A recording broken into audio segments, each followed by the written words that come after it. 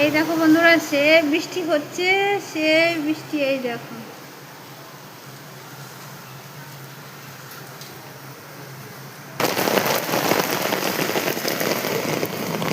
তো বন্ধুরা দেখতেই পাচ্ছ সেই বৃষ্টি হচ্ছে, সেই বৃষ্টি।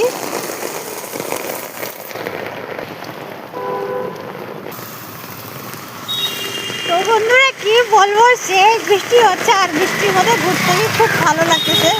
এই দেখো কি অবস্থা, দেখতে পাচ্ছ? চলো বন্ধুরা, আজকে তোমাদের সুন্দর সুন্দর ব্লগটা করে দেখাচ্ছি। বৃষ্টির মধ্যে কত সুন্দর লাগতেছে, বুঝতে পারছো? চলো, এই দেখো, আমার তো খুব ভালো লাগতেছে। বৃষ্টির মধ্যে ঘুরতে মজাটাই অন্যরকম, বুঝতে পারছো? এক তো বৃষ্টি হয় না, আর তার মধ্যে হচ্ছে, তো আমি কি ঘরে বসে থাকতে পারি? তো সেজন্য আমি বলছি কি না, একটুখানি ঘুরে আসি। আর যেহেতু বিকেলবেলার টাইম, 5টা বাজতে চলছে, বুঝতে পারছো? তো চলো, ওই দেখো সেই বৃষ্টি। এই দেখো বন্ধুরা, সে বাবা সিঁড়ির মধ্যে কি জল পড়তেছে, দেখতে পাচ্ছ? এই দেখো, আর সিঁড়ির মধ্যে যদি পড়ে টরে যায় তাহলে তো অবস্থা খুবই খারাপ। ওই দেখো, এই দেখো, বৃষ্টি বৃষ্টি কি বলবো, সেই বৃষ্টিটা হলো, খুবই ফাটাফাটি বৃষ্টি হলো বন্ধুরা। সত্যি খুব দারুণ বৃষ্টি হয়েছে আজকে। সেই বৃষ্টির মধ্যে কলা পাতা আরো বেশি ভালো লাগে। জয় ভোলেনাথ বাবা,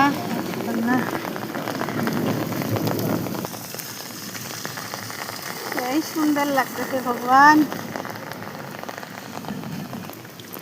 তো দেখতেই পাচ্ছ আজকে সুন্দর, এত ভালো লাগতেছে আরো আরো, মানে বৃষ্টির মধ্যে আর সেই ঝর্ণাটা লাগছে, বুঝতে পারছো?